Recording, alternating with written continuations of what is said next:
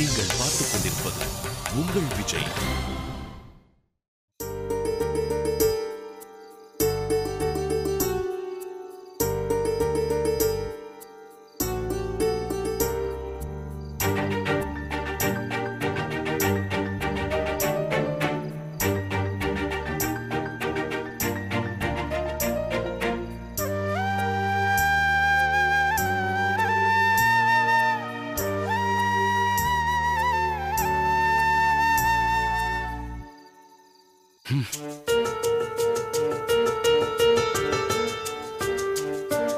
எப்போ வந்த? இப்பதான். ஓ சாரி. பரவாயில்ல. ஏதாவது சாப்பிட்டீங்களா? அதெல்லாம் கூட ஞாபகம் இருக்கா உனக்கு? ஏன் இப்படி எல்லாம் பேசுறீங்க? என்கிட்ட நீ என்ன சொல்லிட்டு போன? 1 மணி நேரம் வேலை உடனே வந்துடுவேன், மத்தியானம் சேர்ந்து சாப்பிட போலாம்னு சொன்னியா இல்லையா? சாரிங்க, சும்மா ஹெச்ஆர் ஃபார்மாலிட்டி மட்டும்தான் இருக்கும்னு நினைச்சேன். சேர்ந்து அன்னைக்கே கூட்டிட்டு போய் மீட்டிங்ல உட்கார வச்சுட்டாங்க. சரி, அது ஒரு ஃபோன் அடிச்சு சொல்லியிருக்கலாம்ல. சாரி. நீ அடிக்க வேணாம், நான் அடிச்சேல்ல, திரும்ப திரும்ப ஃபோன் அடிச்சேல்ல. எடுத்து ஒரு வார்த்தை லேட் ஆகும்னு சொல்றதுக்கு என்ன? மீட்டிங்ல இருந்தேன், எடுக்க முடியலன்னு சொல்றேன்ல. நான் ஃபோன் பண்றப்போ ஃபோன் 2-3 தடவை எங்கேஜா இருந்துச்சு. இப்ப என்ன சொல்ல வரீங்க? மற்றவங்க கூட எல்லாம் ஃபோன் பண்ணி பேச தெரியுதுல்ல, சாப்பாட்டுக்கு வர மாட்டேன்னு ஒரு வார்த்தை ஃபோன் பண்ணி சொல்றதுக்கு என்ன? இப்ப என்ன, நான் பண்ணது தப்புன்னு சொல்ல வரீங்களா? நான் கேட்ட கேள்விக்கு இன்னும் நீ பதில் சொல்லல.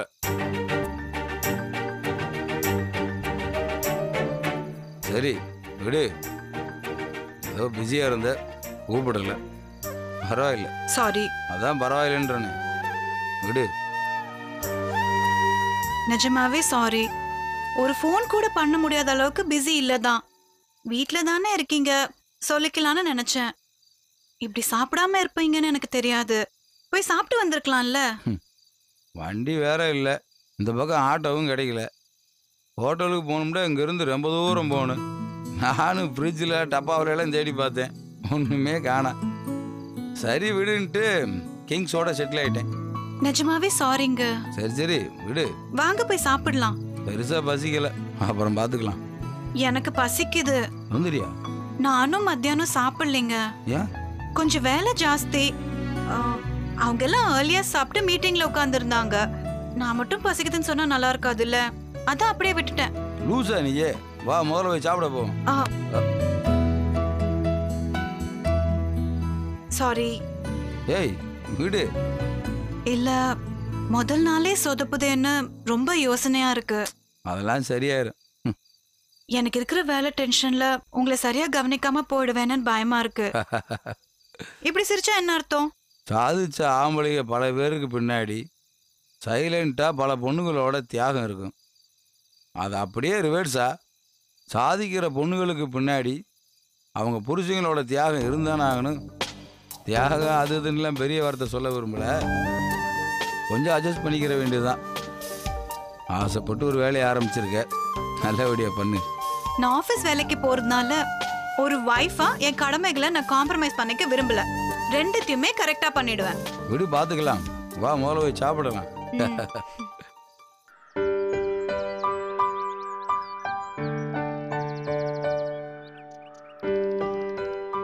என்னடா நைட் லேட் ஆகும்னு சீக்கிரம் வந்துட்ட? அப்படி தலையாட்டினா என்ன அர்த்தம்? பதில் சொல்லு. பேச மாட்டியா? ஏன்?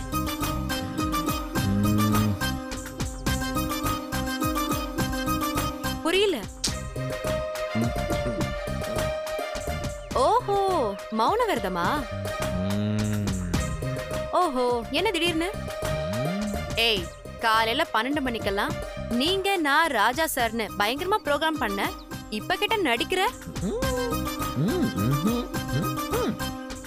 புரியல.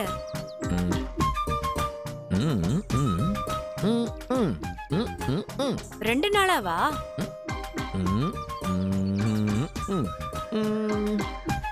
ஓ, 2 to 2ஆ? அது என்னடா hotel check in check out மாதிரி சொல்ற? அப்போ நீ பேச மாட்ட, ஒரு சின்ன சத்தம் கூட போட மாட்ட. அப்பாடா, இன்னைக்கு ஒரு நாளாச்சு தொல்லை இல்லாம இருக்கலாம். ஆனா எனக்கு என்னமோ கொஞ்சம் டவுட்டா இருக்கே. அப்படியா?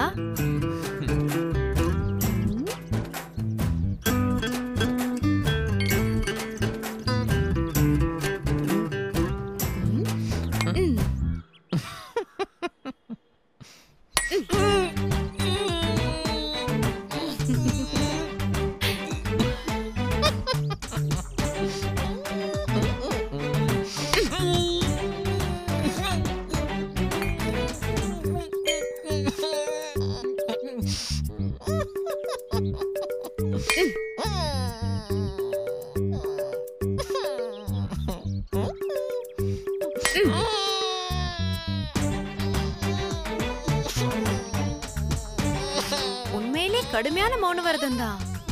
இன்னும் கொஞ்சம் டவுட்டா இருக்கு.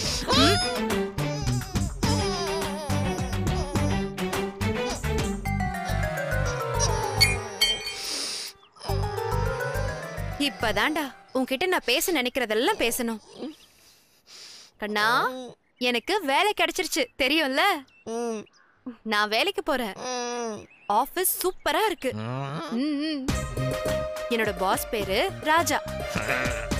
அவர் பேரு ராஜரத்னம். எல்லாரும் செல்லமா ராஜான்னு கூப்பிடுவாங்க. புரியலையே?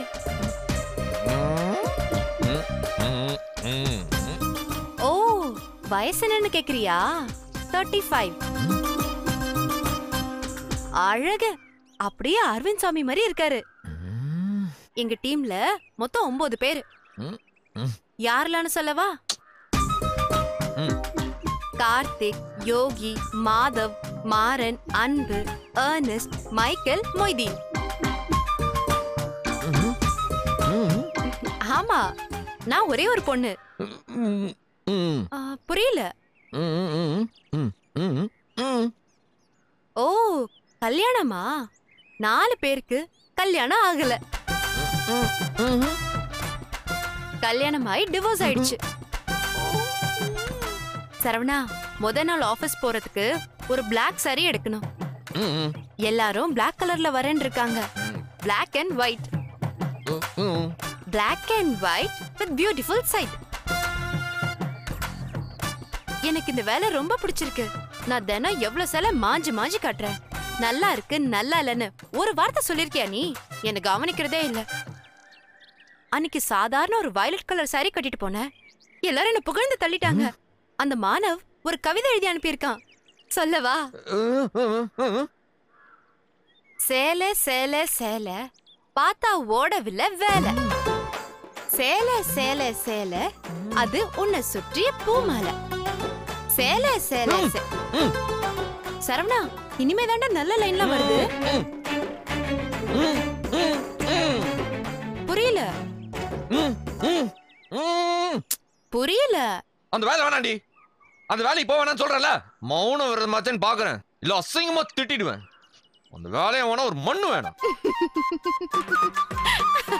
என்னடி சிரிக்கிற? எப்படி உன்னை பேச வச்சேன் பாத்தியா? அப்போ இதெல்லாம் உள்ளலையா? பொண்டாட்டி ஒருத்தன் கூட பேசினானா அப்படியே பொத்துக்கிட்டு வருது கோவம். ஆனா இவர் மட்டும் யாமினி மல்லிகான்னு சுத்துறது. என்ன?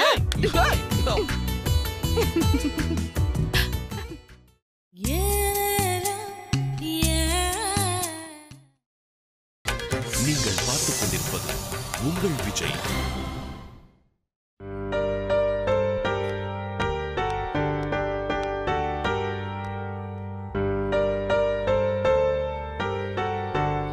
அண்ணே 1/2 கிலோ மைதா கொடுங்க.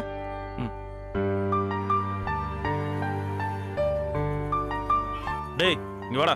அண்ணா, இங்க பாத்துக்க. சரிண்ணே.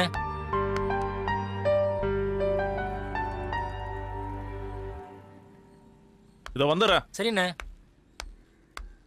மாப்பிள, தப்பா எடுத்துக்காதடா. ரொம்ப நேரம் காக்க வச்சுட்டேன். சேச்சே, அதெல்லாம் ஒன்றும் இல்லைடா. நானும் பார்த்துட்டு தானே இருக்கேன் நீ பிஸியாக இருக்கிறத. சாப்பாட்டுக்கு மேல தங்கம் என்ன மாத்த வரும். சின்னவனுக்கு வேற முழு பரீட்சை நடக்குது. அதனால அவ கொஞ்சம் பிஸிடா. டேய், என்னடா நீ என்கிட்ட போய் காரணம் சொல்லிக்கிட்டு? நான் வேண்டா, போயிட்டு அப்புறமா வரட்டா? இல்ல மாப்பிள, முடிஞ்சது.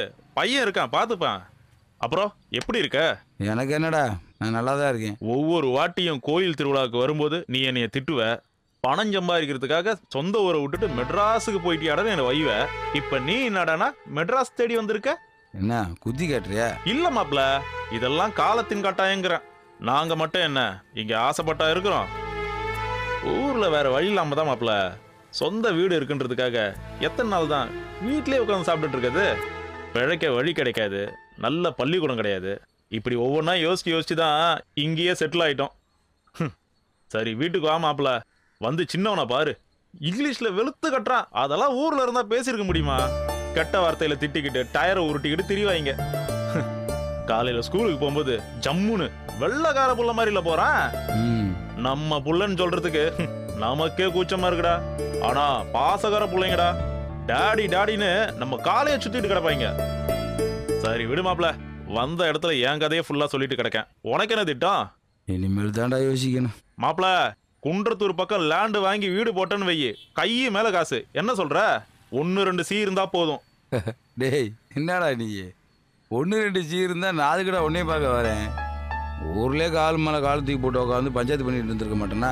அப்படின்னா கேகே நகர்ல ஒரு டிபார்ட்மெண்டல் ஸ்டோர் விலைக்கு வருது. 30 லட்சம் இருந்தா போதும், முடிச்சிடலாம். ம். டேய் அந்த டிபார்ட்மெண்ட் ஸ்டோரில் ஏதாவது மேனேஜர் வேலை இருந்தால் கேட்டு சொல்கிறா. டேய் என்ன மாப்ள, வேலை செய்ய போறேங்கிற? 4 பேருக்கு சம்பளம் கொடுத்தா அந்த குடும்பம், நீ போய் வேலைக்கு போறேங்கிற?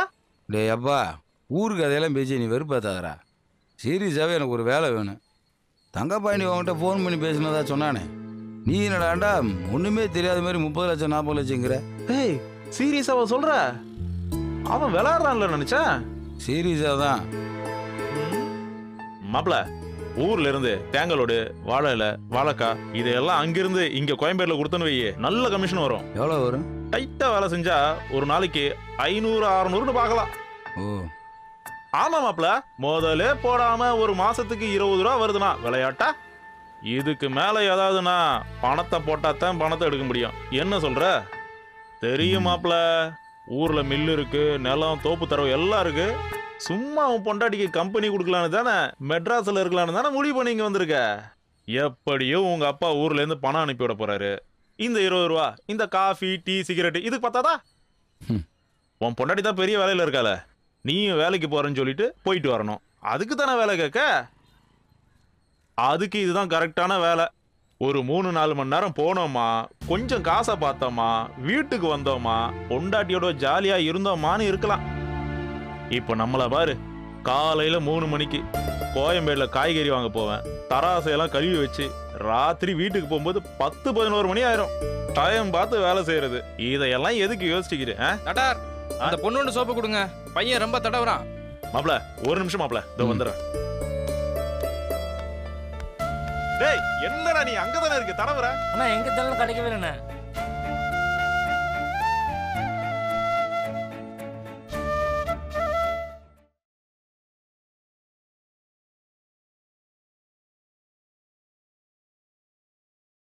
மாமா என்னம்மா? ஒண்ணும் இல்ல மாமா, சும்மாதான். உட்காருமா.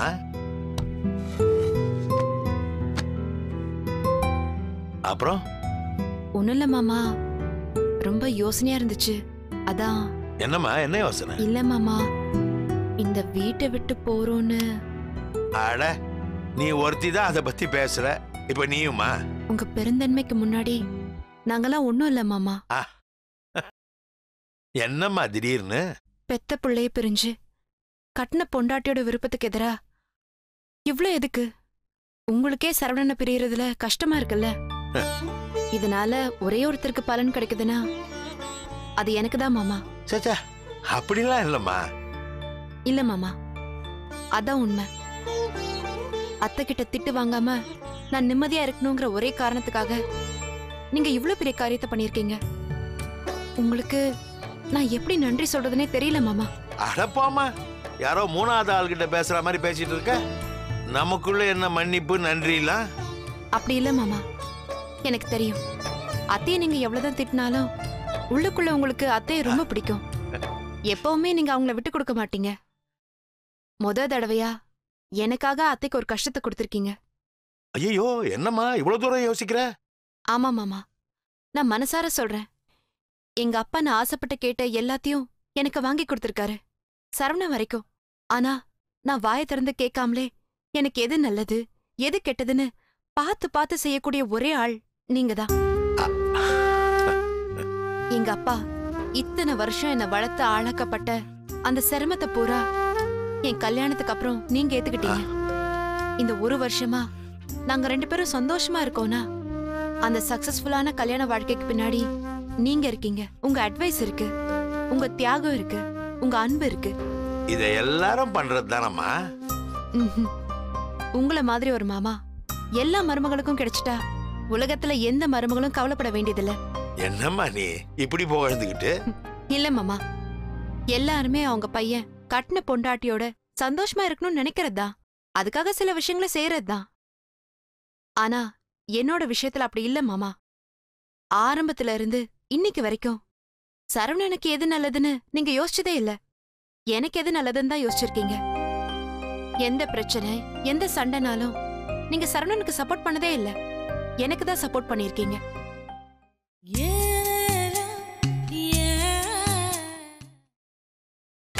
நீங்கள் பார்த்துக் கொண்டிருப்பது உங்கள் விஜய். எந்த பிரச்சனை எந்த சண்டைனாலும் நீங்க சரவணனுக்கு சப்போர்ட் பண்ணதே இல்ல. எனக்கு தான் சப்போர்ட் பண்ணிருக்கீங்க. மனசு தொட்டு சொல்றேன் மாமா, கல்லிடக்குறிச்சியில இருக்கிறப்போ எந்த அமைதியும் சந்தோஷமும் மனசுல இருக்குமோ அதே அமைதியும் சந்தோஷமும் இந்த வீட்ல எனக்கு இருக்கு. அதுக்கு காரணம் நீங்க தான். மலை மாதிரி பிரச்சனை வந்து நிக்கிறப்பெல்லாம் சிரிச்சுக்கிட்டே அதுக்கு ஒரு சொல்யூஷனோட வந்து நிப்பீங்க. சத்தியமா சொல்றேன், உங்களை பிரிஞ்சு ஒரு தனி கொடுத்தனும் போறதுக்கு நிஜமாவே எனக்கு பயமா இருக்கு. ஆமாடி, கல்யாணம் முடிஞ்சதும் ஹனிமூன்னு ஒரு விஷயம் எதுக்கு அனுப்பி வைக்கிறாங்க தெரியுமா? யாருடைய இன்ஃப்ளூயன்ஸும் இல்லாம புருஷனும் பொண்டாட்டியும் நல்லா பழகி ஒருத்தரை ஒருத்தர் தெரிஞ்சுக்கிறதுக்கு தான். அதனுடைய இன்னொரு வருஷம் தான் தனி கொடுத்தனமோ. நம்ம ஊர்ல தனி கொடுத்தனும் போயிட்டா புள்ள நம்மள பிரிஞ்சு போயிட்டானேன்னு எல்லா அப்பா அம்மாவும் நினைக்கிறாங்க. அது தப்புமா? நியாயமா பார்த்தா கல்யாணம் முடிஞ்சதுமே அப்பா அம்மாக்களே பிள்ளைகளை தனியா இருக்க அலோ பண்ணணும். அப்பதான் அவங்களுக்குள்ள அசைக்க முடியாத ஒரு அண்டர்ஸ்டாண்டிங் வரும். அந்த அஸ்திவாரத்துல தான் வாழ்க்கை பூரா அவங்க வாழ்ந்தாகணும். இவ்வளவு பேசுறியே, ஏண்டா நீ இது ஆரம்பத்திலே பண்ணலன்னு கேட்டீங்கன்னா என்கிட்ட பதில் இல்ல. தப்புதான். நானும் நம்ம பிள்ளை இங்க இருக்கிறான், சந்தோஷமா இருப்பான் அப்படின்னு நினைச்சிட்டு இருந்துட்டேன். இப்போ புரிஞ்சிடுச்சு. என்னதான் நீங்க காரணம் சொன்னாலும் நான் ஒத்துக்க மாட்டேன். எனக்காக தானே நீங்க இதெல்லாம் பண்ணீங்க. சரி, அப்படியே இருக்கட்டுமே. எனக்கு பயமா இருக்கு மாமா. என்னம்மா பயம்? இல்ல மாமா, இது வரைக்கும் பாத்துக்க நீங்க எல்லாரும் இருந்தீங்க. இதுக்கு மேல நல்லது கெட்டதுனா அதுக்கு நான் தானே மாமா பொறுப்பு. அட போம்மா, எல்லாத்துக்கும் பயந்துகிட்டு. பாத்துக்கலாம் விடை. என்ன ஆசீர்வாதம் பண்ணுங்க மாமா. ஐயோ, என்னம்மா இதெல்லாம்? இல்ல மாமா, 1000 தடவை உங்களுக்கு நன்றி சொன்னாலும் அது பத்தாது. நல்லா இருப்பம்மா, ஒன்னும் யோசிக்காத, எல்லாம் சரியா வரும். நாங்க வேற வீட்டுக்கு போயிட்டோன்னு எங்களை தனியா விட்டுற மாட்டீங்களே? அது எப்படிம்மா விட முடியும்? இப்பதானே எங்க பொறுப்பும் ஜாஸ்தி ஆகுது. எப்போ நான் உங்க கூடவே இருப்பேன், கவலைப்படாத. ம். மாமா